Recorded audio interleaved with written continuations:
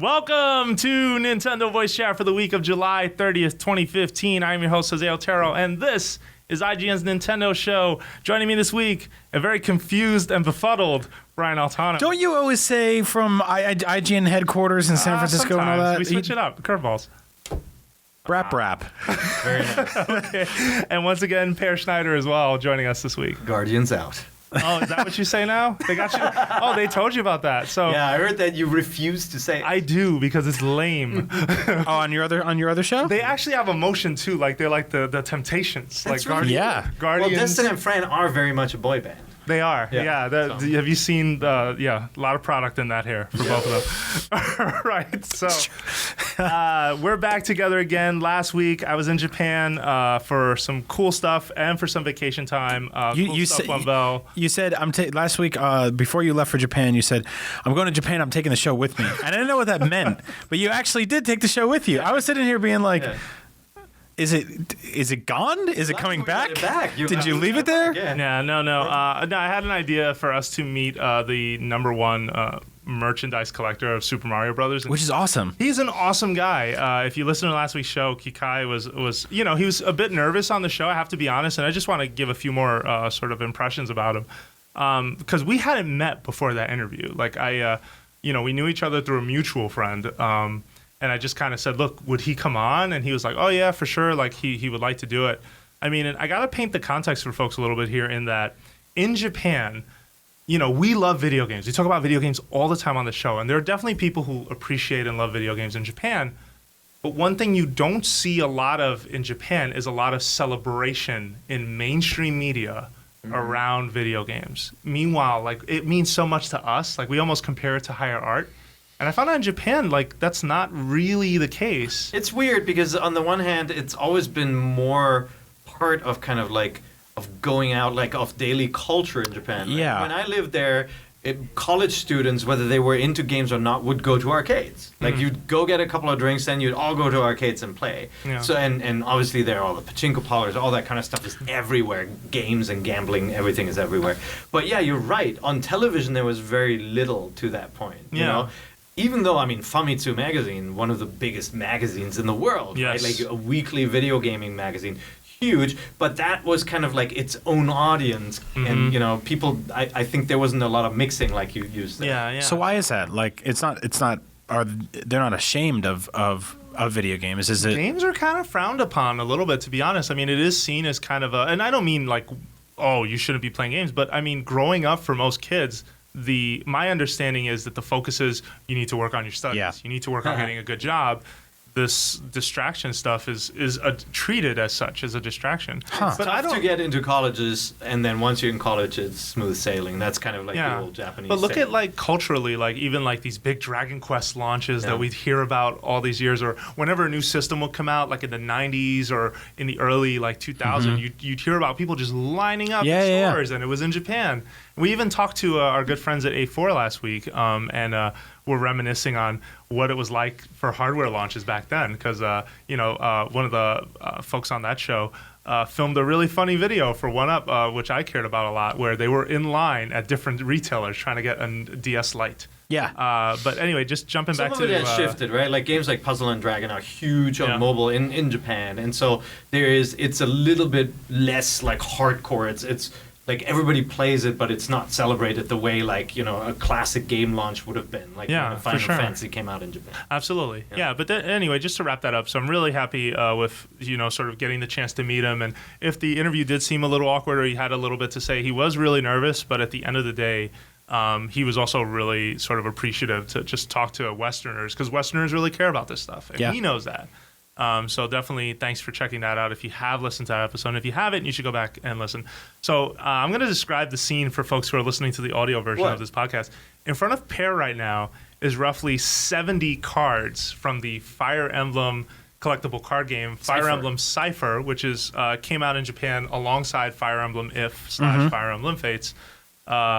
and he is betting it all right now. I'm playing Frederick. On Frederick. Is this happening here too? Are they going to release this card game to go along with the game? I don't think they've announced anything yet. No. So in Japan, this came out alongside the game. There was also a Fire Emblem concert while I was in Japan, actually. They had a 30th anniversary concert that Sakurai was the MC. Yeah. And they announced a manga for Fire Emblem, and which is really smart because Fire Emblem has a lot of drama, has a lot of characters. A lot of them are sort of endearing or fun characters at that. Like, I think that really could work. Yeah. But no word on any of that stuff. No, it'd be coming cool here. if they partner. They're obviously a couple of companies that are established makers of card games, right? From the living card to the trading card games.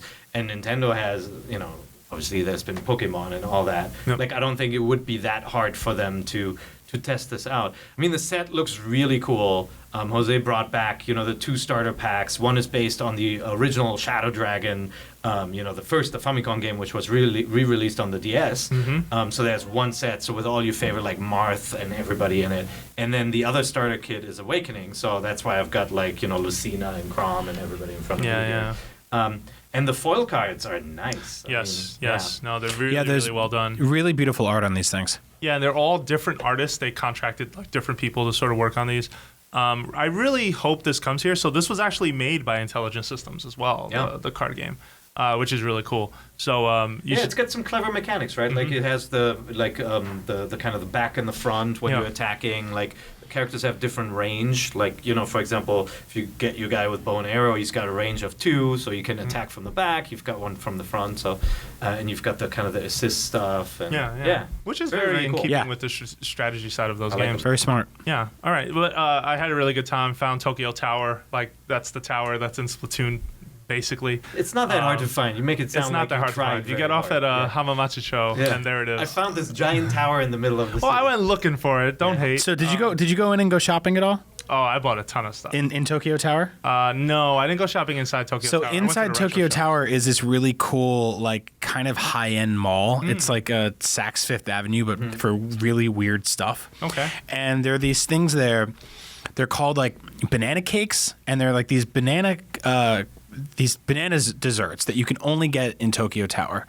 And they're in these boxes, and they have chocolate custard inside them. And they're like these little banana sponge cakes with spots all over them. And they're really adorable. I brought home a box of them for my wife, and she was like, since there was only 12 in the box, she would have like one every week because she was like, I know when this runs out, we'll never get them again because the getting them is moldy after 3 weeks. And they go moldy and stuff like that. So, there's just really cool stuff in there. That's where I saw they had a Pokemon eyeglasses. Pokemon eyeglasses case. Hey, how are you doing there? Oh, I'm sorry. I didn't live in Japan. Oh, that GM money. Is that the Jersey thing? Oh yeah, Pokemans. Pokemans. But they had a Pokemon manga anime. I see. No, they had a Pokemon eyeglass store.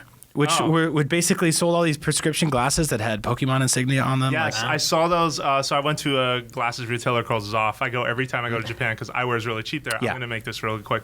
There were Pokemon glasses there for kids, and the carrying case for the glasses, so the glasses actually fold up, and they go into the side of a case that is shaped like a huge Pokeball. That's awesome.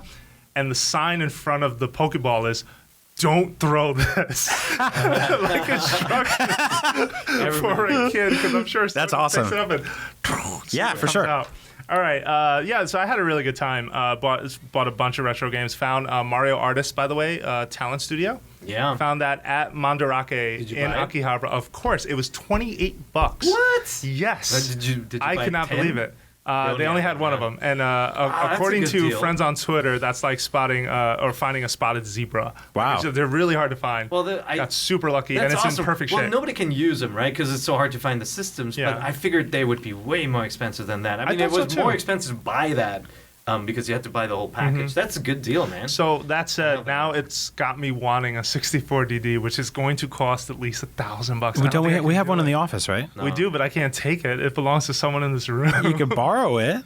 Really? Yeah, the one in the cabinet. Yeah, you can borrow it. Okay. You can try you. Maybe I'll borrow it. Do I have to bring it back? Yeah. Did you get the whole package with the capture card and stuff? Yeah, the whole package was together with the microphone. Now everything. you have to find a VCR with the old RCA adapters and stuff. Don't even. Oh, man. You man. can take pictures from a VCR, baby. Yeah. That's awesome. Oh, yeah. Cool. Yeah, we need you to upload more Doshin the Giant screenshots to IG. Whatever. Yeah. With your face. With your face. I do want to collect more of them. I was really happy to find that. Yeah. All right, so then let's talk about some games that at least I've been playing some games. Just recently, Animal Crossing Happy Home Designer came out in Japan. I must say, going into this, I mean, we joked about it on this show, house arrest. Yeah. Right? Like, is that all this game is about, sort of making homes? Yeah. The answer is yes, primarily yes, and a little bit of no, in that, okay, so when you first start the game, you start working at Nook's Homes. You are sort of his newest designer. And the game unfolds very, very carefully in stages. Do you owe him money? You don't owe him money, Thank but God. you do work for him, and he's never in the office. Like, there's actually jokes. I'm told that Lottie actually calls him out on the fact that he's always playing golf and he's gone. She's a new character. It's that pink otter you see. Oh, he probably bought his own golf course with all the damn money I gave him in the last four Animal Crossing games. The billionaire. Loaded. Billionaire. Billionaire. That was on IGN. But he... So they start you off in stages. First, you make a house, which I wasn't clear who it was for, but it's a small space. And then you continue work. You work your way up. Eventually, you make your way out to Main Street. Or I think after the first home, once you leave the store, you can see Main Street. And Main Street is a wreck. Everything is boarded up. It's like no one lives here. Yet Whoa. Nook's Homes organization is there. So it's after the apocalypse? It's after the billionaire apocalypse. Or Detroit. Or Detroit. Wow. And basically, you after a while, Isabel will start coming in as a patron Yeah. to get you to fix up Main Street. So you'll have to pick an exterior for the building. So the first place you fix up is an elementary school. You fix that up, then they take you on the interior. You do that work as well. What is cool is the interface overhaul is what Animal Crossing has needed for years. I think to some degree, I loved New Leaf. New Leaf was such a good game. But the process of taking out an item from your inventory, pushing it, pulling it. It was like moving a block in Zelda. Like that's how the system kind of started, and that it was already the stayed improved there. version, though. This was the one where you could do multiple selections and all that. So it's much better now? Oh, it's much Well, it was like moving. touchscreen is so good. It was like moving a block in Zelda if you occasionally could accidentally also put the block in Zelda in your pocket. Well, and let's not forget like just trying to get an item on top of another item. Oh, to, like, yeah. stand in the right spot. Yeah, If you wanted yeah. to put a book on a table, all of that is gone. You just tap on something in your inventory, it pops out in the real world in a random spot, and then you tap and drag it to where you want to put it. That's good. You can even hang stuff on the ceiling, and there's sort of like a transparency effect so that items that are on the floor and on the ceiling can overlap and be in the same space, and they don't collide, basically. Oh, that's cool. Like on the map on the touchscreen, if that makes sense. Yeah. I hope that's making sense So, for you. but how much is in that game? Is it enough to? Is it a full game? Is what I'm asking. Or does it feel like this should have been one of their mobile games, and this should have been the one that upsells you on Animal Crossing on the DS? I think you could make the argument that it would fit as a mobile game in that it is sort of a different way to interact with everything. It feels like a spin-off. It doesn't feel like a full Animal Crossing, but that said, it has the pattern maker. It has the ability to make your own custom outfits. It has, after you've designed these spaces, like let's say you work your way up by designing more and more homes, you eventually fix up a hospital, which is the first multi-room residence you will work on. There's a lobby area, there is a side room, and another room for patients. And in that space, sorry, I'm forgetting where I'm going with this because I'm horribly jet lagged still. Where are we going with this? You were trying to explain how it does have some depth. Oh yeah, so once you dress up these spaces, Professor Hastings. you can sort of grab any character at one of these scenes, and once you pick them up and you're out of edit mode, which means you have to finish working on the residence, you'll see sort of a clothing icon show up on the left. If you drag that character there, you can sort of customize what they're wearing. So you can give them a job while they're there. Like, Can you there's customize little things yourself? Like that. You can customize yourself. So I dressed up as a doctor at the hospital. Yeah. There's just weird, silly little things like that. So it's funny because there's no overworld tying it all together, and there's no space to like collect bugs or dig holes in the ground or try to find bells. But there is strange ways that you can still interact with everyone. So that's why I want to say that it's not as limited as I thought it would be. But that said, I'm still trying to find reasons for why I want to play it with amiibo cards. Okay. I don't have cards yet. I'm trying to see how much I can do without them. And you can actually do a whole lot. The cards are optional. So what, like when we snooped around the menus, there are like sections for bugs and like the gyroids and all that kind of stuff. But since it's not a dig and discover and catch game, like how do you get things in this game? I think it's just you unlock sets through that. So what you're talking about, so at Nook's Homes at your desk, when you're done with a day, after you've designed someone's home, so let's say I designed Brian's home, you get back to Get your out of my desk and house. you can file his house, his mansion. You can file a report at the end of the day to transition the day to the next day. It doesn't follow real time anymore. Or the second option is that using play coins, you can unlock other parts of the game, and that's where you can unlock like part of a bug collection, or you can unlock fossils. You looked at the list. Hairdresser, so that you can change your outfit. Yeah, gyroids, stuff like that. I was surprised all of that was in there. Even the QR stuff, which I feel was the most social part of the last game. It's what really took off in a lot of people's minds, is there. So I'm just really surprised that there is some depth to it. I'm also, though, a little concerned because I'm wondering, will I get tired of making these homes? Like, once you're engaged in the same activity for most of the time, and that's kind of how I'm playing that game, I'm a little worried, is it going to last and just keep me going? But it's interesting because the way, from what I've gathered just playing a little bit and what you explained to me, it seems like the home decorating stuff is better than it's ever been. Like they're piloting the best version of that in this new kind of extremely slimmed down or most moderately slimmed down version of Animal Crossing.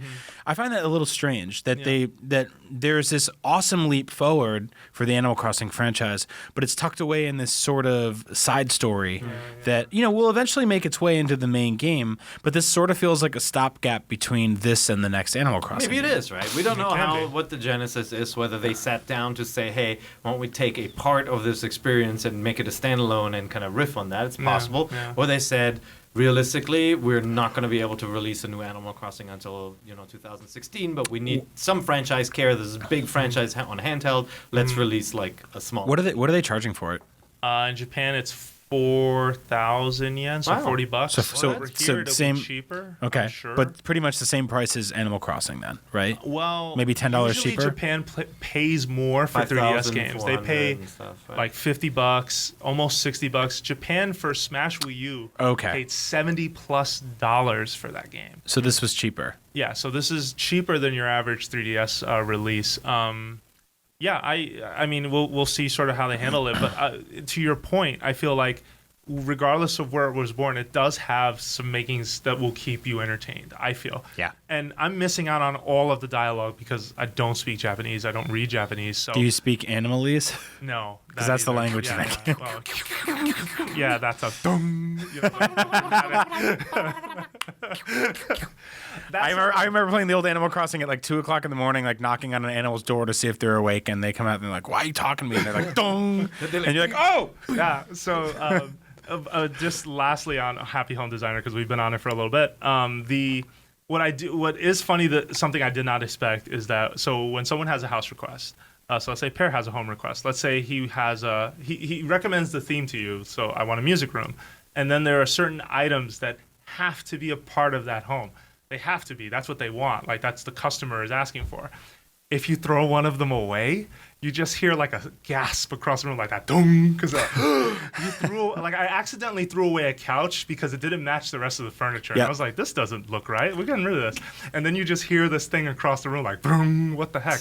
And then I woke up to her like, okay, we're done. And she's just like, no, you're not. Like, the response was basically, I don't see the couch I wanted. And I was like, well, that's cool. Like, to some degree, like, you don't have complete sort of reign over what shows up in these houses. Right. Still not feeling that. Like, I think you are going to play it. Skeptical. I think you are going to play it and probably turn around. I'm going to call it right here. Yeah. You're going to have to do something with those 400 amiibo cards that you're going to start collecting very soon. Are you going to buy that set? No, because you guys said you weren't trading. What do you mean we're not trading? He said that. I didn't say anything. I'm not going to buy him if nobody's going to trade. Addiction's really sad when it's by yourself. Okay. Exactly. I get it. Okay. That said, I honestly went in with the same sort of strange expectations as you are on this one, and I will say it's not bad. Strange expectations. Yeah. Well, you know what I mean. Just low expectations. I didn't know what to expect. I'm actually enjoying it, and I'm not reading it in a native language. So we'll see when it's in America how it does. Check it out. Also playing Super Mario Maker, and oh man, it's terrible. Ooh. It's terrible, right? So, of course not. We have played this game at E3, but we have not had that many opportunities to make things. And when we do, it's sort of the shortened version. You can't sit at E3 and make a stage. Like, that's hard. There's just too many people there. You feel oddly self-conscious. Also, the clock's ticking and there's a line behind you. So I've been playing around with it. We have a live stream. It's exclusive on IGN, 2 hours, Friday, July 31st. Be there. Like, it's going to be awesome. Is the episode going to be up by then? It will be up by then. All right. Yeah, and you're making a level for it? I'm making Anybody multiple else making levels. A level? Oh, you're the master? So far, I'm the MC. Wow. Yeah. I'm going to put Brian through his paces for the first hour, and we're going to also try to make a stage here and there. Are you going to show him the levels beforehand or no? No, he's going to go in blind and see what happens. I also had an idea of having a community engagement type of thing where we ask the audience what they want us to put down next, like which tile. Yeah. So if somebody says lava, we'll just put a bunch of lava. And somebody else is like spikes, we put a bunch of spikes. Right. Eventually, we'll have to put some platforms to jump on. Hopefully, it will be playable. Yeah, hopefully it'll be playable. That's great. That sounds like fun. But can I watch? Going back to creation, you can watch. Just keep it locked to IGN.com. I will. You can. There are a ton of shortcuts to this thing. And there's really, really smart design in terms of if you need to, let's say you have a pattern of pipes that you want to copy exactly, there is a button you hold down or a pair of buttons you hold down to sort of select a row, copy them exactly, move them somewhere else. Like, there's so many things you can do. They didn't half-ass anything. Yeah, so actually copy works one at a time, but you can manipulate a group of items at once. Yeah. There is so many things that I've been like, discoveries, like genuine, like, okay, and myself sort of stroking my chin going, can I put an invisible block here? And could I reward you for finding it? Like, think about it in Mario Brothers. Sometimes you'd find just a vine that would take you places. I didn't even think of that. Know that was there. Yeah, I didn't even think of that. I'm already thinking like that. So come prepared tomorrow, because I'm trying to really like put you through the paces, because I know you can play Mario really well. Is it gonna be mean? Like, do you have like? I have some. You have Altano traps in there. Yeah, I have. Well, traps. Look, he's an expert on Pokemon, as we know. Pokemon. It's gonna be interesting to see how you're dealing with this Mario game. Yeah, no, I basically started getting neck cramps because I was sitting in our live show room, sort of with my head tilted down just on the gamepad, and like an hour and a half passed, and I was just like, I don't even know where the time went because I was having such a good time making stages.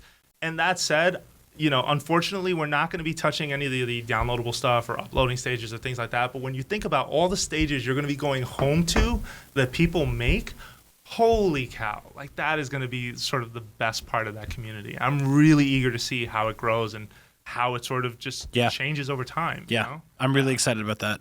That's great. It's probably my most anticipated game of this year. Yeah. In a year that, honestly, when I reflect on it, I'm a little disappointed with. It's so good that every time I either play this game or someone else plays it and tells me about it, there's just more and more in there. It was my favorite game at E3, and I'm a huge fan of Tomb Raider and Fallout, all those games, Star Wars, so excited about them. But like, they were more like, what I saw was what I expected. And with Mario Maker, I'm like, oh, I get this. And then I played it and I started creating, and it was it just felt so unique. And, you just got to be so creative. I actually tried making a very limited level at E3, and like, I could have stayed there for a decade. So the two-player thing you were telling me about. Oh, so this is really cool. It's so fascinating. It is, yeah. So basically, while you're making a stage, you can hand someone a Wii remote or a Pro controller or, every configuration under the sun, except the Wii wheel, probably.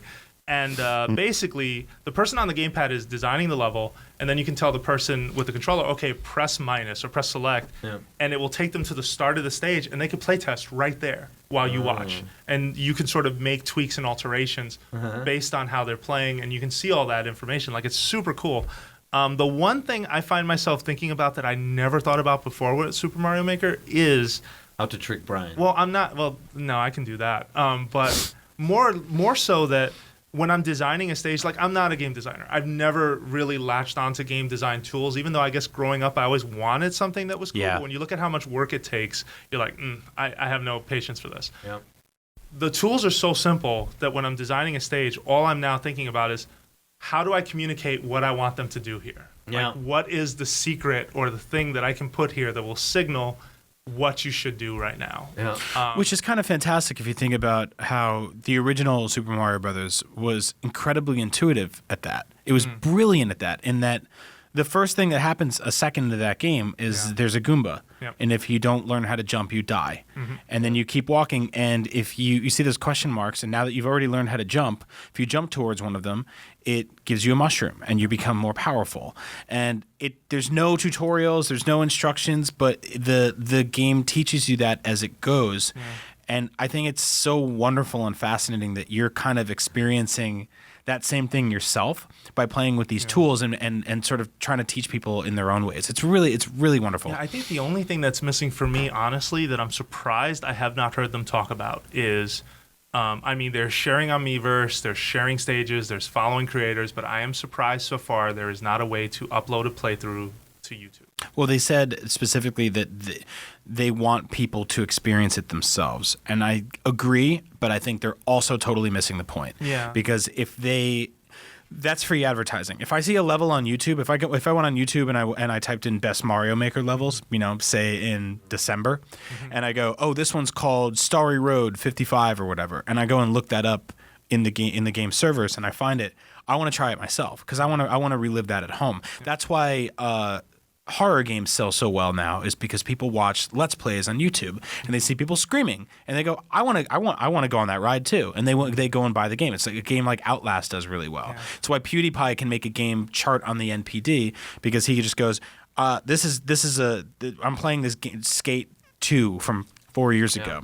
There's a power of that, like that translates well. And I think it's like, it frustrates me because it's such sort of typical Nintendo of like them being like right there, like you're right on the nose of something, and then they kind of step. It won't come later though. I hope so. I really do hope so. We're going to talk about it later, but Smash Bros is getting it at some point.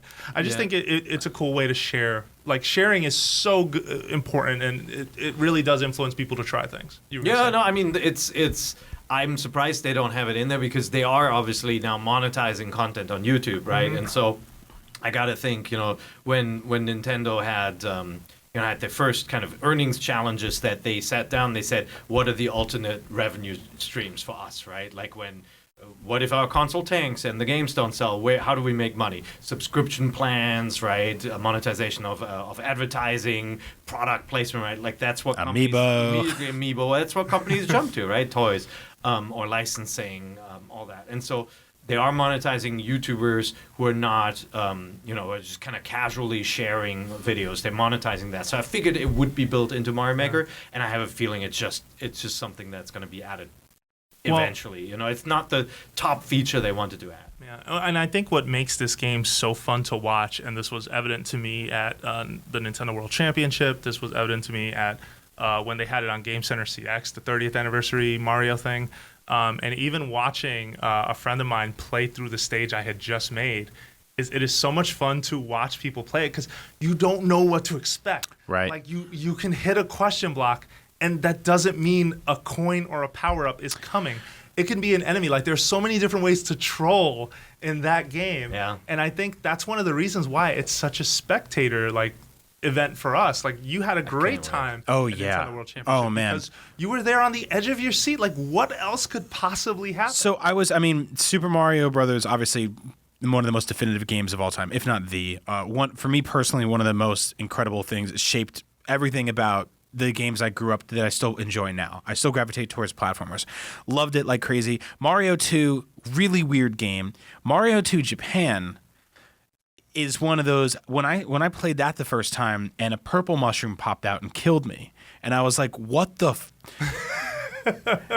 that moment, it's almost like that was the sort of the seed that created the entire tree of the game design in Mario Maker, in that there's that constant fear and terror of, I don't know what is going to happen. I don't know what's going to spring out of one of these pipes, where the known becomes the unknown, the comfortable becomes the terrifying.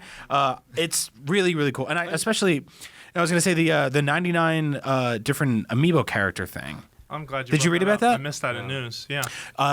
Mario Maker will support 99 different amiibo. and all of them unlock a character, like 8-bit. Well, I thought it was 99 skins. It's still a little unclear. 99 there's skins. basically 99 different costumes you can turn into. Because even all the Pokemon, which we were worried about. But the other cool thing is that you'll be... Don't overlook the Pokemon part. Like, Pokemon rarely crosses over to anything Nintendo but Smash Brothers. Ever. Like, and that's... Like, you and Marty pointed this out to me one day, and I was just like, I can't believe that's a thing. Like, you don't see Pikachu driving a cart in Mario Kart 8. Like, that's just not a... Yeah, you didn't see... Of all the amiibo skins in Mario Kart, Olimar and all these other characters, Pac-Man, Sonic is in there, Mega Man's in there. No Pokemon whatsoever. Mario Party, a bunch of amiibo work with that. No Pokemon whatsoever. I think, was there stuff in Woolly World? No. So if you scan a Pokemon in that game, you get an amiibo t-shirt. Yeah. That's it. That's crazy. No Charizard, Pikachu, Lucario. But this one, they got on the phone with the right people, and they gave you a Pikachu you could play as. And I saw a really funny joke because this, somebody was saying that basically this game will be, thanks to amiibo, the best 2D Sonic game in a very, very long time. Wow, that's me. Because it makes perfect sense. I mean, you can play the entire game as Wario, as Link, as Sonic, as anybody you want. So, and all of those characters, if you're one of those people that didn't go insane for amiibo like we did, are unlockable through gameplay. Wow. Which is really cool. So through the 100 Mario challenge. Yeah. So I mean, that's really awesome, and I think that's it shows that they're listening, right? Because people have been complaining a lot about how amiibo support is awesome if you have them, but if you haven't collected them all and they haven't put out the cards for every character yet, it's kind of a pain in the ass to get amiibo. And if you want to unlock stuff and you want to be a completionist and you don't want to have empty slots open, you can do that now. So yeah, just a really lot of cool stuff in there. Yeah. I'm so excited to play that with you tomorrow. No. So you guys need to come over to that room, check it out. Like we definitely should have better impressions or more impressions from you guys next week. Yeah. All right, so we have talked enough about games. We're going to take a quick break, and when we come back, a lot of news to talk about. Listen. Welcome back, Jose Otero here with Brian Altano and Per Schneider. On top of all these jokes, we've got news. All right, so let's start with something we missed last week because I was out, or I think it happened actually when I got back. The big Splatoon update you've been waiting for is dated. It's coming August 5th. So August 5th for the US, August 6th for Europe and Australia. Free software update will bring 2 new matchmaking modes, Squad Battle and Private Battle. Yep. Private battles are fully customizable and will engage up to 8 players to play in a variety of match settings. So you could do, 1v1. What is it? Like, there's different variations. 1v3. Yeah, you can even do different 2 teams of twins on one team. 2v2. Yeah, that sounds really awesome. 2 new weapon types. The bucket, which it's called the slosher, bucket-like weapon.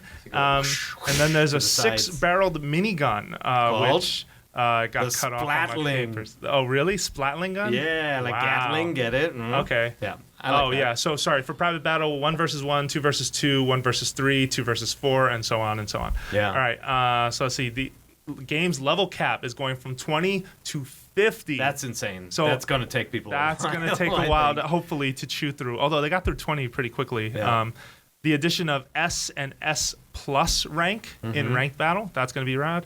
And more than like 40 pieces of new gear, which I am very happy about because I will say it is disappointing sometimes to go to the vendors in that game and it's the same T-shirt you saw a couple days ago. Yeah. It's nice to know that more gear, more freshness. Even if it's just cosmetic differences, right? Like with the same perks or the same kind of power. And they tease there is more free downloadable content on the way, including Rainmaker Ranked Battle Mode, which is something they announced when they did the Splatoon Direct right before the game came out. So a lot of stuff. This is looking really good for Splatoon. I have to say, as someone who reviewed that game, I keep getting requests from people, are we going to re-review it? Are we going to re-review it? I feel the need to just put out there, this is not only my decision. We are working on if that's going to be a thing or not. I hope we do it. I think it's worth it. I mean, it's like it's tough to sometimes decide, right? What do you spend your time on? You cover new content, or you revisit old content, or you refresh old content, right? Like we'll go back when a new game in a series comes out, and we may rerun like the history of that franchise. Sure, it's absolutely worth going back and like updating that content. So are you for that? I think it's smart. I think, when a game changes fundamentally, it's worth going back and updating the content. In some cases, maybe the rating isn't even going to change, right? Right. But like, if you review a game and the matchmaking doesn't work at launch, and now it works flawlessly, I feel it's important to go back and update that message. And likewise, or just party matchmaking, new modes, lots of stuff. I mean, there will be outages and stuff messed up temporarily. Like, it's not worth to constantly tweak your content. Sure. But when something has a rollout strategy like MMOs do, right? Like, MMOs will change over time. We re-reviewed games like Minecraft and League of Legends. Like, the original Minecraft on mobile was just a crafting game. It didn't even have any of the adventure and exploration aspects, right? So in that case, it's important to go back. Yeah. With Splatoon, I think some of our big complaints, like the communication issue, is not resolved. It's not. And will not be resolved with this update. However, lack of content, I mean, there's a lot of stuff now. Right. There is a lot of stuff now. It's really taken shape. And the variety of weapons is what really kind of sells me on that concept of going back. Well, and especially getting more weapons at that. But I will say that this all sounds incredibly positive, and now my eye is more focused on, okay, well, having to play the same 2 maps for 4 hours is kind of a bummer if you really want to go on a long stretch because you're playing in the same spaces. Like, do you add a third map? But wait a minute, that's like Splatfest. Like, I don't know what they need to do to sort of add a little bit more variety, or maybe let people vote on maps. Like, I'm not sure how deep they want to go in terms of altering and sort of updating some of these systems. But these are things now that, even with all this content, is just calling my attention a little bit of like, I agree that it's an odd limitation. Like it doesn't bug you as much in the beginning when you're learning the ropes and not being able to switch weapons but too. You develop favorite maps You too, do. and you develop least favorite maps, and it can happen that your least favorite map gets played 5 times in a row, right? Oh, and I've had that. Yeah, I think that's still an issue that should be resolved and that they really need to think about. Yeah, for sure. But definitely on the content front, I think that they are doing everything they can, and it's looking good. Like, let's just say, let's give them that credit. There you go. For sure. Brian, are you still playing Splatoon, bro? I haven't heard you say a word. I'm not. Why? I just stopped. I don't know what to tell happened? you. It just fell out of my rotation. It happens. It'll be one of those, like, I'll pick up my Wii U gamepad and I'll start playing it again, and I'll get right back into it. You're scared of online competition too, right? Like, you don't sign on to play against other players. I'm not scared of it. I'm just and not. You don't like co-op. Not really. You don't like people. I like local co-op. Local co-op. Yeah. Okay. But I'm not scared of online shooters or online video games. I'm not as entertained by them. I find myself driven more towards story-based games, or even are kind of arcadier games where you're trying to beat your own personal score. So do you like leveling up? Huh? Do you like leveling up? Like, is that I do. at all? No, I do, and that's actually what did grab me for a while about Splatoon, because I did like that aspect. I thought it was very smart how you were able to gain access to certain items and certain perks depending on what level your character was at. I thought that was very smart. So for you, it was campaign 1 and did you finish campaign? One of my favorite final bosses. I didn't finish campaign. Me too. I will. Should. I will. Absolutely. No, I'll go back. I'll totally go back. I got sidetracked with things that ended up being kind of not so enthusiastic. Yes. Yeah. Yes. Okay. I love Batman.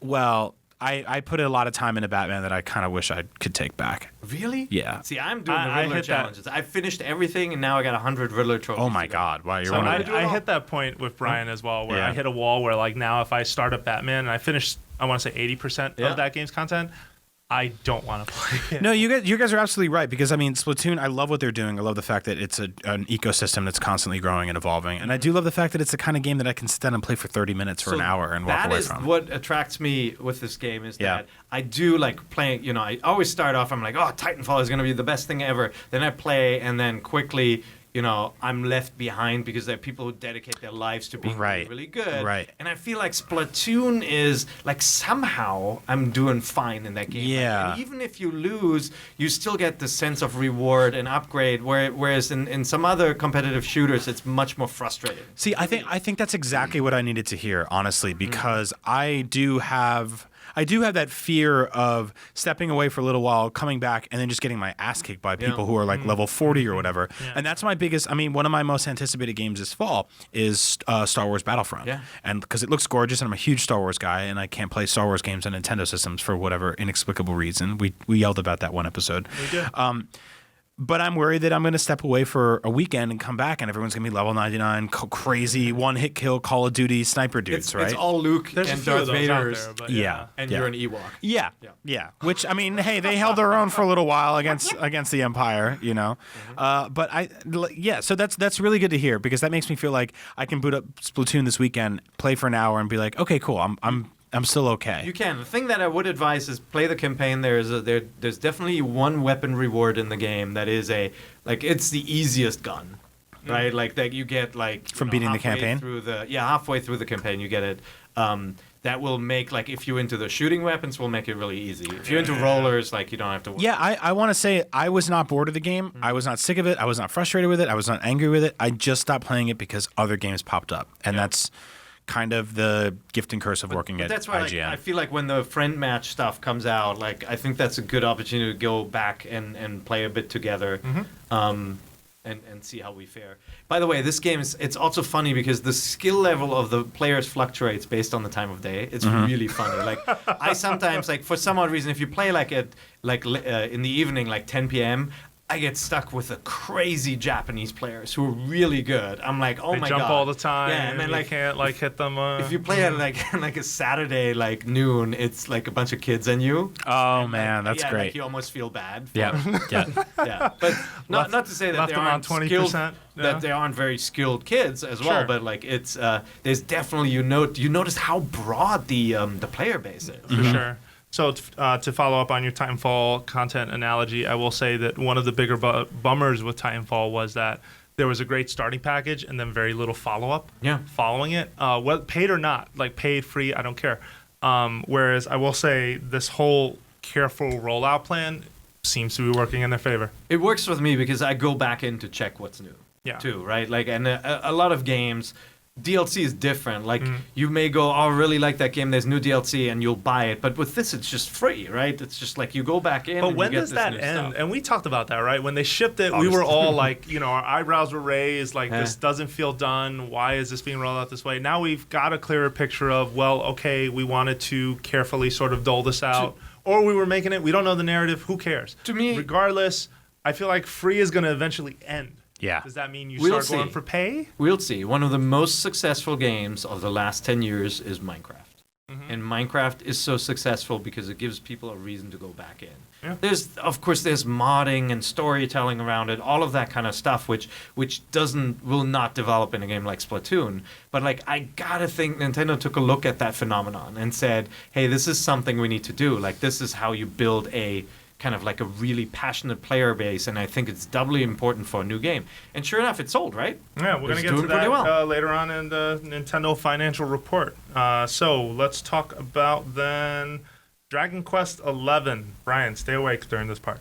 Dragon Quest XI was announced for Brian. I know. For Nintendo 3DS and PS4 and possibly an X. They didn't really, they're saying, at least in a statement following it, that it is under consideration at the moment, but they don't have anything to share. What a disaster. So just quickly, the PlayStation 4 version is being made at Square Enix and is going to use Unreal. The 3DS version appears to be two games in one, in that the top screen, there's a 3D sort of Dragon Quest style game. You've played Dragon Quest before. Sure. And on the bottom screen, there's a 2D game happening, and it's at the same time. So you're seeing the same location from two different perspectives, which at first is what? Yeah. They did a quick demo during a Dragon Quest presentation in Japan. Scylla Canera reported that this week's issue of Jump Magazine says that whole 3D, 2D thing is not through the entire game. It's going to open up that way. Then you're going to have to make a choice for which side you want to try, but you can flop between the two sides. Are you serious? So is this basically the choice between being old school, Dragon Quest fans, and being new school, wow, the new generation? Yeah. I mean, if that works twice, that has the potential to give this game incredible replay value. Yeah. This reminds me of the kind of stuff they did when the Nintendo DS was really hitting its stride, and we were seeing beautiful Joe games that had 3D on both screens, and just like weird, ambitious Ninja Gaiden games where you had to turn the thing sideways. Oh man, that game was so good. Nobody knew Ninja Gaiden Dragon Sword. Dragon Sword? Yeah, it was so good. Yep. All right. So just quick note for folks: next year is the 30th anniversary of Dragon Quest in Japan.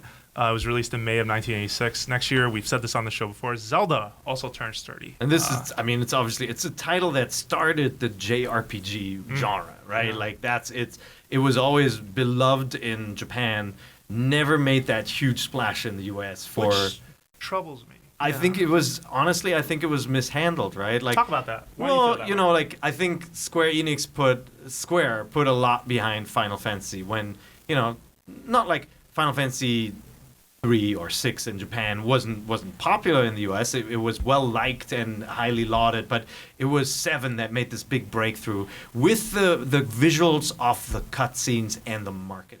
That was a marketing stroke of genius to get the American gamers to care about that genre, Even right? people who didn't care And, about that genre and it kept bought on Final growing. Fantasy VII. Whereas Dragon Quest was always held back by this kind of, you know, like they never embraced the Western market the same way. They made some weird decisions. I feel they made some weird decisions with the series to go like weird semi MMO and MMO and like backing the wrong horse. You know, in some cases like a Nintendo platform. And we're talking right, about at the wrong time. Just for context for folks, you're Online talking game about for freaking Wii. Enix, Yeah. which was the company that Yeah, owned Enix. Dragon Quest before they both merged Square and Enix to Square Enix today. Yeah, and Enix never had that kind of marketing power that Square had, right? And so I think Square outplayed them, and then the two companies obviously are one. I was always hoping that they would be able to turn Dragon Quest into a mainstream success here. It has all the trappings, you know. Granted, like it visually, it is a little bit of a throwback usually, right? Like versus some of the more modern RPGs, but it's a real shame. Oh, I think definitely. in different hands, it's like, you know, I mean, look at Bethesda and Fallout, right? Same thing could have happened with Fallout. It could have been a forgotten franchise that was once popular with a certain player base. Now it's a huge mainstream success That's right. due to Fallout 3. Yep, Like, I'm hoping that's going to happen with Dragon Quest. I hope so too. All right, And so end of speech. End of speech. Good speech. Good speech. Clap for him. There we go. All right, there we go. Wherever you are, clap, prepare. We've got Nintendo financial report for Q1 of this business cycle. So some highlights for you. Number one, Nintendo sold 470,000 units of Wii U compared to 510,000 last year. So those numbers are down. That said, in Japan, sales shot up. This thing's all over the place, so I'm going to try and just stay with me if you can. Sales shot up from 60,000 last year to 150,000 units this year. Again, Wii U. Let's jump around a little more. That said, Wii U console sales finally hit the 10 million mark. They've crossed it. Took a while, but there you go. We're here. Splatoon sold 1.62 million units. 490K were sold in Japan, which that's cool. Wow. For a new franchise to do over 1 million units and to hit pretty well in Japan. So what is it? One out of 10 Wii U owners own Splatoon? I think they did 10 million units. Yeah, 1.5. More, That's 1.5 good. owners. That's I mean, the Japanese stat is amazing, huge. considering that genre is not a big deal in Yeah. Japan, right? Yeah, like yeah. they managed to get people to play a genre they're not usually into. Yeah. That's they awesome. love squids there. Yeah, Yep. so keep in mind the reason Pikachu. last year's numbers were doing really well for Wii U, Mario Kart 8, which Yeah. by this time last year had sold 2.82 million copies. Yeah. Right. Just for context. That's an amazing success for Splatoon, though, Yeah. to get that close, because it used to be that, you know, in the olden days, Mario Kart was in the 20 millions, you know. Well, the Like, these install were- base was bigger. but these were like these massive, Mario Kart was a massive success compared to new games that were introduced that were always much smaller. Yeah. No, good job on them. That's and awesome. definitely that's a good sign for And that terrible franchise. for Mario Kart. I'm actually going to be very sad if Splatoon was a one and done. I think this says to me it won't be, but we'll see.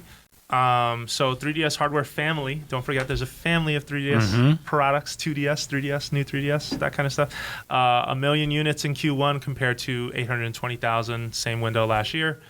In the end, Nintendo turned a profit. However, keep in mind, folks, the yen is very weak these days. So a lot of that profit came from overseas. Yeah, it was like money. about 80 cents for 100 yen the other day that I checked. So yeah, that's pretty damn low. Yeah. So 3DS sold 200,000 more year over year, despite the fact that they introduced a brand new model. They can't be happy about that. Well, 3DS sales are up, and they're always categorizing it as family, right? So I'm sure we can do the breakdown and see individually, and I'm sure new 3DS is still doing better. Surprise fun fact, too. I heard, and I've got to look through some numbers, but the smaller model and the faceplates aren't doing so hot in Japan. No. I mean, that's why they never brought them here to begin with, right? That was like a splash of cold water on my face. Yeah. In terms of like, wow, you can find this like almost everywhere. These faceplates are not that hard to find either. I think the faceplates are ultimately going to end up being a huge collector's item because I don't think they're going to make a ton of them. I didn't think about that. I also should have filled a suitcase with amiibo. You know what I say, Jigglypuffs I saw out there? Yeah. Oh man, Puddin. They call him Puddin. Pudding. Puddin. There you go. Speaking of something that's not pudding, massive. There was a massive. It struck me that you're Mr. J. There was a massive 3DS, a Miiverse update is live. So we've talked about it on the show before. You should go check that out. Ultimately, there's a play journal. There's screenshot gallery. They revised how all that looks. Doesn't load that much faster, sadly. Like it feels like it's roughly the same, but you be the judge. You should check that out. So basically, your kind of feed is gone, right? Like your status update, but they made it, they streamlined it. I'm assuming they measured what people really were doing with the system. Oh yeah. So there's like sections for like folks who are putting up screenshots, sections for conversations around the games themselves. I think you can tag everything now, so it's easier to sort of sort through and sift through what you're trying to find. Because the first implementation of Miiverse was just like if you had a ton of yeahs, that was the easiest way to find what you did and who you were or what have you.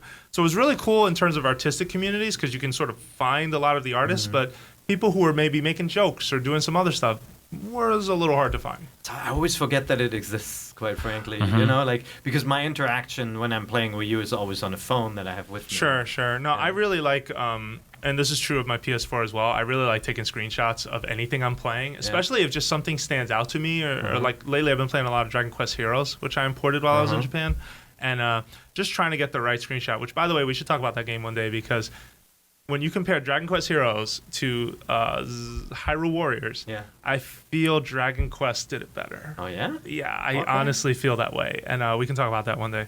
All right, so Nintendo TV is shutting down. Aww. But let me ask you. I don't know what to do now. Did we really care? I hate to go in with that kind of a negative attitude for this conversation, but Nintendo TV was announced in 2012. It was announced before, like right next to the launch features for the Wii U. Yeah. And I mean, did you ever use it? I wanted to because I think what they had promised at the beginning was very smart, which was the thing where I could sort of be like, today I want to watch Blade Runner, and I could type that in, and it would tell me which site it was on or when it was on TV. That's very smart. There's a very smart thing there, but I think it also moved. It was a weird thing to launch. It's again, I mean, Nintendo launched an iPad 3 years after everyone already had one, and they launched a TV syndication type program 3 years after people were really started moving away from TV. Like in the amount of time since Nintendo launched TV, I canceled my cable subscription. I don't have cable anymore, so I don't know what I would use it for. Maybe besides telling me what's on websites and stuff, but I use a site called Can I Stream It?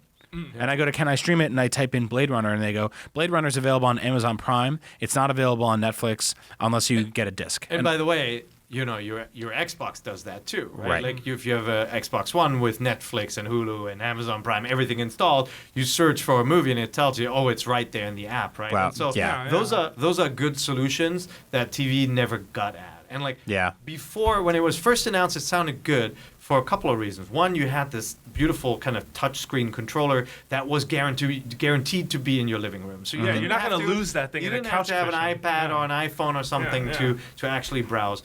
At the time, the interface on a lot of DVRs was not as good. Right. It was hard to find content. Right. It's like even DirecTV DVRs are still not that great. They're still slow. But now you can get recommendations. You can search for stuff. You can easily challenge. What about the community interaction stuff? Wasn't there some kind of like, oh, you can freeze frame this shot of Modern Family? I mean, so from what I heard, it was interesting for sports. but it was always too slow to actually catch up with anything. So if you're watching the World Series and it's like somebody has hits a double, by the time you go to comment on it, they're already on to the next play 5 minutes later. Okay. So one of the things that I thought was kind of interesting about it was it had this kind of IMDb thing that would pop up and tell you the actors that were in the movie. You could read about the film you were watching. But even that was kind of implemented poorly. Like I have a Kindle tablet, and if I watch a movie on the plane, it has baked in the IMDb, so it's actually telling me as actors and actresses are appearing on screen. There's a sidebar that you can pop out that says like, that's Sandra Bullock. She's from this, and this. And then she talks to like Ryan Reynolds for 10 seconds in the film. Ryan Reynolds pops up during that 10 seconds. And like all of that has now been implemented. It's one of those things Nintendo like stuck a pinky toe into the pond, and now everyone is just splashing around in it. But they got in a little bit. They kind of half-assed it, and now they're getting out. Yeah. But there's still uses for this kind of stuff, but they're not the company to do it. It felt more like an okay smart remote than a true beautifully designed interactive experience. Right. And then, guys, this is the other thing. Like my remote sits next to me. I have a universal remote. Logitech makes the GM best remotes. status. They're awesome. It controls everything, including PS4 and Wii U and Xbox One, and it's right there on my table, and it doesn't run out of battery. Yeah. And like if you have a gamepad there for a 2-hour movie and you're using it, it died. Run out of battery. And like I think most of us have replaced our batteries with the extended ones. Aren't even thinking about that, but out of the box, it is just not a good device to have lying around. It also was in a direct opposition of everything that they were saying for years about what their mission statement is, and that is to focus on games and to have the Wii U be this frontward facing. I mean, I was on Jim Sterling's podcast the other day, and I'm talking about how much I love the Wii U, and I said the reason I love it so much is because it's one of the few video game systems I can play where I'm having a sort of pure, uninterrupted video game experience with very few pop-ups about Netflix and movies and stores and friends and achievements and all the other stuff. Your power settings. Yeah, all of that stuff that's just everywhere. Stop it. Yeah, everywhere. I mean, it's just constantly in your face. Or Twitter, upload to Facebook, go here, go there. Which is weird, though, because the Netflix was a huge success on the original Wii. Mm-hmm. That was, Netflix kept on saying the Wii Netflix app is our biggest platform. Right. And I think that was sort of in the way that the DVD player was huge via PS2. Yeah. It was sort of like this. It Trojan horsed into the household of kind of being like, well, the Wii U was one of the cheaper Netflix devices that also played a ton of games that people wanted to play. So, I'm very torn on it. Like, I'm glad they tried it, but they didn't do it well, and ultimately the Wii U is a game system to me. And it's a commodity, and it's not like the Wii. It's only the Wii where that kind of became an afterthought. And phased out. If you think about the big push on Xbox One, oh my God, to run your cable or your satellite receiver through that box, I eventually gave up because I did too. It kept on dropping my signal. It just was not reliable. If something doesn't work every time, there's no need to do it. Yeah. It is harder to do something. Like when watching a movie through Wii U or TV or whatever that is, it's more difficult than just watching a movie. It's not worth doing. And I remember like the embarrassment I had the first 5 days I had an Xbox One, where I was like, honey, come in here. And my wife would come and sit down, and I'd be like, Xbox, play The Breakfast Club. And it was like, sorry, I don't understand that. And it was like, Xbox, play the... And after a while, she just picked up the controller and she just hit the button. You're probably causing lots of Xboxes to do stuff in people's homes. Oh, yeah. If you're listening on speakers with this... Right? No, Alexa, that's happened. Who is in the movie Speed? Yep. Are you testing out your system at home? Yeah. All right, well, it'll answer the wrong thing. The message from Nintendo was every service has a life cycle, and it's time to focus our resource on other projects. Also, Nintendo TV did not make it to Europe. I was just going to say, that was one thing we didn't add. Yeah. That actually, it didn't have a life cycle. It was supposed to happen. Didn't happen. Consider yourself lucky, Europe, because nothing happened. Interesting enough, I remember there was a Iwata Asks about the TV. Actually, it was Reggie Ass. Was it Reggie? It was Reggie Ass. So it was fascinating because like you don't think about this stuff, but there was a team of people working at this at some point. And then one day they were just like, I assume a year and a half ago they were like, what are we doing at work all day? Yeah. I mean, props for trying. Yeah. Right? We want to say that part. That's how I feel about all that stuff. It's like you got to try these things and see what sticks, and sometimes something works and then you lean into it, right? Like if the people behind Justin TV hadn't tried again, you wouldn't have Twitch today, right? Like sometimes you gotta try something, and when you see a kernel of something that works, you build on it, you make it bigger. I have a slightly self-serving request for Nintendo to try. Why don't you try an IGN app? Because we would like to make one for you. That's true. Yeah. That's true. We would love that. That's true. We would hope so one day. Because we have plenty of people who listen to the show or watch it through video players, and they tell us constantly, well, if I don't see it on YouTube, I can't see it on an IGN app. Yeah. Anyway, had to do it. Last story, actually 2 stories left. Smash Wii U 3DS is getting an update. It is inbound. Actually, at the time of this recording, Japan has it. So when I get home, I'm going to try it. This was revealed by the Japanese Smash Brothers Twitter account, and basically tournament mode, uploading replays to YouTube, Mii costumes for Chrom and King K. Rool, which I was very surprised. There was an audience that wanted King K. Rool. So a lot of people were flipping out because apparently there was a patent or something that was like leaked a couple weeks ago, and I think people thought King K. Rool was properly coming to Smash. Nope.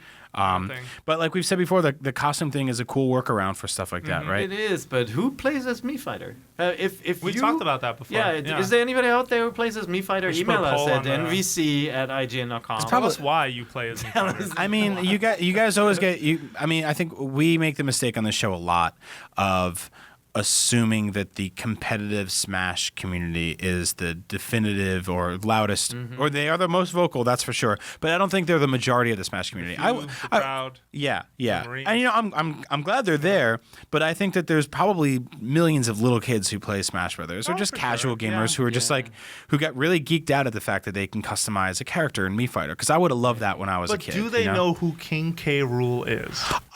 That's a separate question entirely. That is a separate question entirely. I mean, I don't. Was he the main boss of the last Donkey Kong game? That if you were a kid, you couldn't get past the 3rd level of because it was really hard, or at least I couldn't.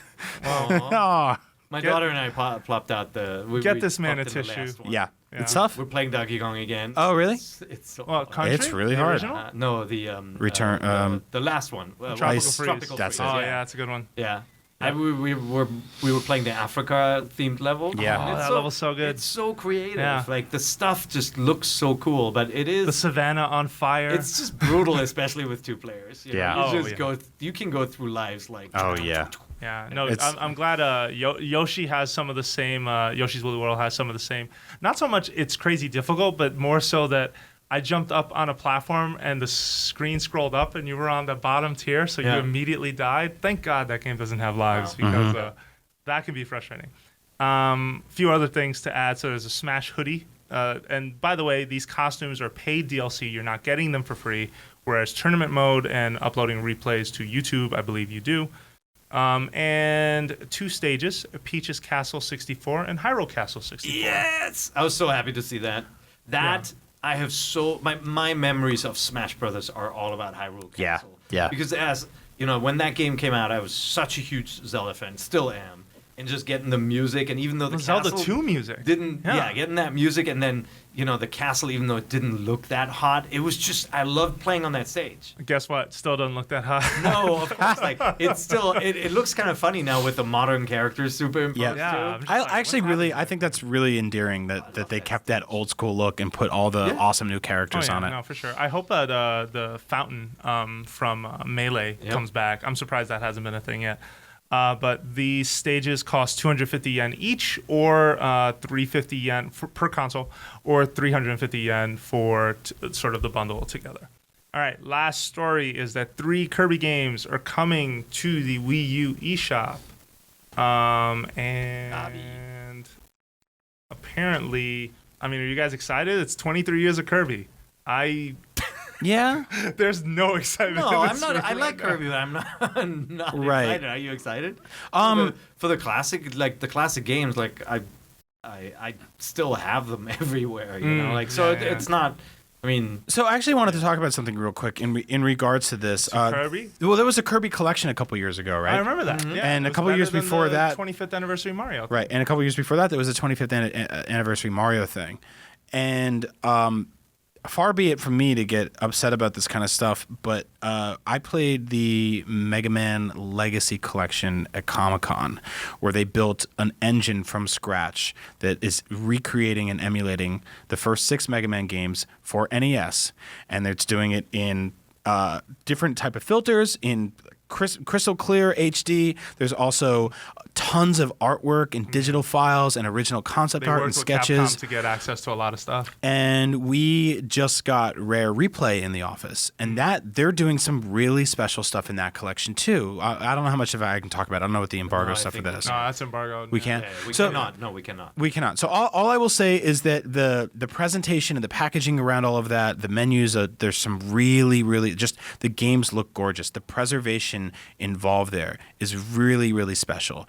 And it makes me very upset that Nintendo doesn't put that level of care in their product the way that these third parties are, because for these anniversaries. For these anniversaries, for Virtual Console. I think that like the fact that Virtual Console games are emulated very dark and the NES Virtual Console setup is I think that Super Mario All-Stars, when it was ported, the fact that it still had SNES buttons in it, that they couldn't even swap that out or spend the time to care enough to. I don't have a problem with it be kind of pure emulation. If the emulation is good, like I hear you on the NES, like picture quality, there's everyone's squished too. There's some tweaking needed. They need to fix that, and I hear you there. But I mean, it's also the company that gave us Wind Waker, right? Like, which was a major remake. Totally. Like, I love it when they do that, when they go to that extent. It feels like the kind of the games we're seeing now, like Uncharted Collection, God of War, Rare Replay, they're more of that level. Right. These are actually, they touched up the games a lot. It's a very good point. I love what they did with Wind Waker. I love what they did with Majora's Mask and Ocarina of Time. Clear, like we also love what they're doing with Super Mario Maker, which to a degree is not those classic games, but you can very much make those classic games if you wanted. Or I'm surprised actually those original sort of, Mario 1, Mario 3, World, New Super Mario Bros. Like they weren't included as part of that package, but maybe they just didn't see value in that. Like I don't know what ultimately led to that decision. Well, so that's actually that was sort of the light at the end of the tunnel for this conversation. Is I was thinking about Mario Maker and how like they now do have this engine running that's obviously like it's a super HD NES, right? With assets of Mario World and stuff we saw on the Wii U. So maybe there is hope there. I want to say that Nintendo had made some of the greatest classic games in the world, and they've resold them more than anybody. But their sort of attention to detail or care in preserving these things in the same way that some of these third parties are is disappointing to me. So I'd like to see a better effort there. And they definitely pick and choose, right? I mean, do you remember in the Game Boy Advance era there was a series of Famicom/NES games that were re-released? And the packaging, at least in Japan, the classic NES series, or the classic NES series, which was the classic sort of I bought all of them. They had them in like these little clear, like there was just a lot of care taken into the boxes, into recreating the original art, into the packaging itself. But when you slapped it into your GVA, the aspect ratio was actually wrong. Because the screen size was different. So I actually love Squished. I remember that. I love that they did the same thing here in America, where they recreated the old black box series from NES. They changed the cartridge color to a different gray, and it felt like the old NES cartridges. They were even doing stuff. They put out stickers. I remember there was at GameStop, they did this promotional box that they gave to all employees there that was a cardboard box that looked like an NES. They just got it. There was T-shirts, all this stuff. It was the 80s all over again, until you actually went to play the games, and they were kind of rom-doms. It's a weird thing. And I think the interesting point here too is when you look at like NES Remix or I guess that's the 3D classics prime too. Example. Well, and that also where they sort of these reused assets are like I don't know the one of the Super Luigi like spin-off stuff or Speed Mario Brothers, which was in NES Remix Ultimate or whatever Ultimate NES Remix. Sorry, the place I'm going with this is that it's interesting to see those classic assets remixed and sort of reused and touched up in different ways, but your core catalog for some of those games on your home console don't quite look as good.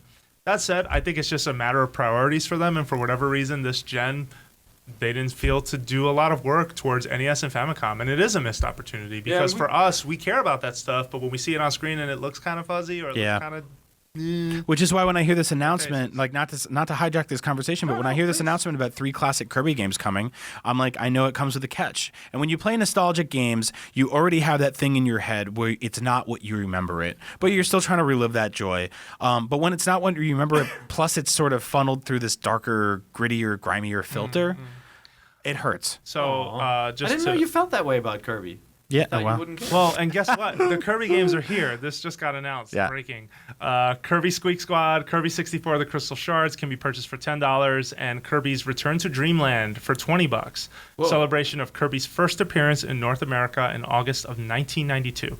23 So years what's that? is an odd anniversary to pick. What? So that's an N64 game, a Wii game, and what's the third one? Return to Dreamland was a Wii game. Yeah. Kirby Squeak Squad, I believe, is DS. Yeah. Oh yeah, And so Kirby interesting. 64. So it's another DS game, another Wii game, and then another N64 game. Which is cool, honestly, because there aren't a ton of any of those games. There's not a lot of DS, Wii, or N64 games on the Wii U right now. So yeah, whatever High they price, though. Yeah. That's a lot. And speaking of a lot, that's this podcast, which is now over. Thank you very much for listening to Nintendo Voice Chat. We are a weekly show on IGN, and it is so good to be back with you, too, I must say. I had fun in Japan. But Thanks for talking on NVC today. Yeah. Oh, what are you trying to say? No, I'm just saying, like, you would thank people for listening. Oh, well, thank you. We got to thank you for talking. Yeah. Okay, I guess. Thank you for listening to Nintendo Voice Chat. We are a weekly show on IGN, and we have a live stream tomorrow just for you. Super Mario Maker, do not miss it. It is 2 hours with Nintendo's Crazy Course creator. I'm going to try so hard to not curse. We are going to... Yeah, please. I won't, but you're going to... You're going to practice tonight? You're going to dig out some old Mario games? I've been practicing not cursing my entire life. It just hasn't worked. Okay. All right. Well, we are not the only podcast on IGN. There is Podcast Unlocked. There is... Give me an entertainment podcast. I don't know. Well, we've got Keeping shows. It Real. Keeping It Real. That's still actively run. We've got our anime podcast. Okay. And then we just spun up Overclocked. Overclocked is Yeah. a PC podcast. That's right. With a bunch of our PC elitists. That's right. From The Office. I love those guys, though. They're really good. You should check them out. And also, if you have feedback on Nintendo Voice Chat, you can do a couple of things. First of all, you can email us at nvc@ign.com. You can also head on over to iTunes and leave us a review. Why not? Let us know how we're doing. We always check out your feedback, believe it or not. And we are very grateful for those of you who have sent reviews and who have sent emails. Thank you very much for doing that. Lastly, you can find us on Twitter. You can find Per Schneider at... Agent Bizzle. You can find Brian Altano at... Pair_, what is it? Pair IGN. All right, let's do this over. You can find Per IGN at... Yeah, you can find Pair IGN Per at Schneider Pair IGN. at Per IGN. Yep. You can find Brian Altano at... Agent Bizzle. And you can find myself, Jose_Otero. Thank you very much for listening to Nintendo Voice Chat, and we will be back next week with another show. Welcome.